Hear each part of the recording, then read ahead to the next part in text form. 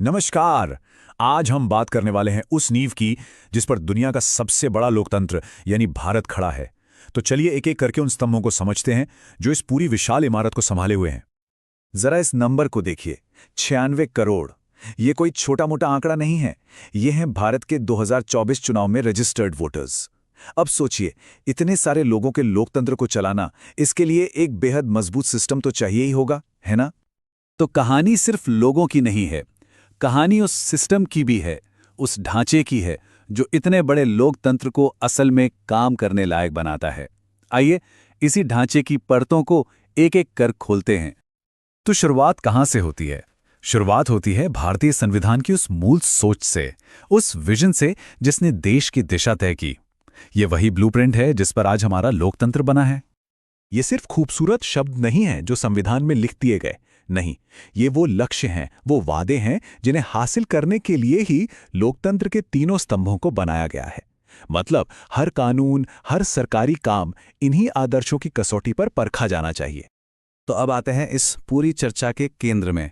वो कौन से 3 फाउंडेशनल पिलर्स हैं जो भारतीय लोकतंत्र को असल में आकार देते हैं? चलिए एक एक करके इन्हें समझते हैं।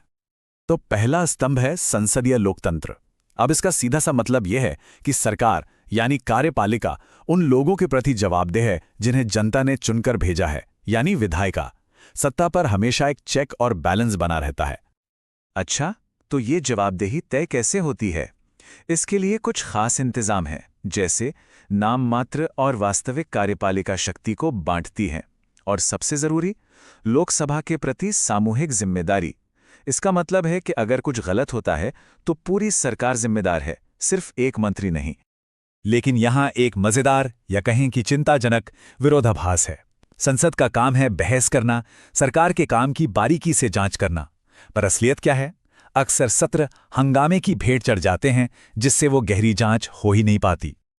चलिए अब दूसरे स्तंभ पर आते हैं, और ये सच कहूं तो एक बहुत ही क्रांतिकारी कदम था। यूनिवर्सल अडल्ट सफरेज, यानी 18 साल से ऊपर के हर नागरिक को वोट देने का अधिकार, बिना किसी जाति, धर्म या लिंग के भेदभाव के। जरा इसकी गहराई को समझिए। वोट सिर्फ सरकार चुनने का तरीका नहीं है, ये राजनीतिक बराबरी का सबसे बड़ा प्रतीक है। ये सामाजिक न्याय का एक जबरदस्त हथियार है। इसी एक अधिकार ने भारत को सच में एक पार्टिसिपेटरी डेमोक्रेसी बनाया, जिसमें हर नागरिक की आवाज मायने रखती है। लेकिन इस वादे के सामने आज कुछ नई चुनौतियां आ खड़ी हुई हैं। राजनीति में पैसे का बढ़ता जोर और सोशल मीडिया पर तेजी से फैलती गलत जानकारी, ये दोनों ही चीजें वोट की पवित्रता को कमजोर कर सकती हैं।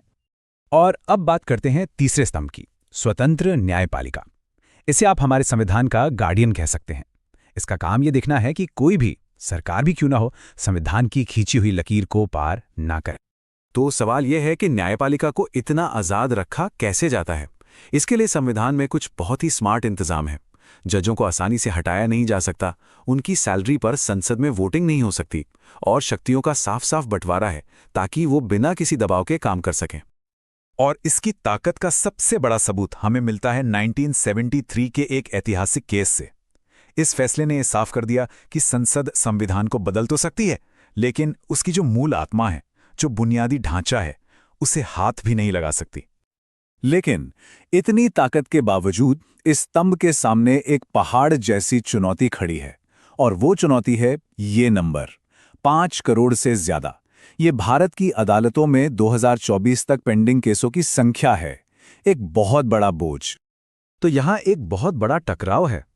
एक तरफ है न्यायपालिका की भूमिका, समय पर न्याय देना, और दूसरी तरफ है केसों का ये विशाल बैकलॉग। और हम सब जानते हैं, देरी से मिला न्याय न्याय न मिलने के बराबर होता है।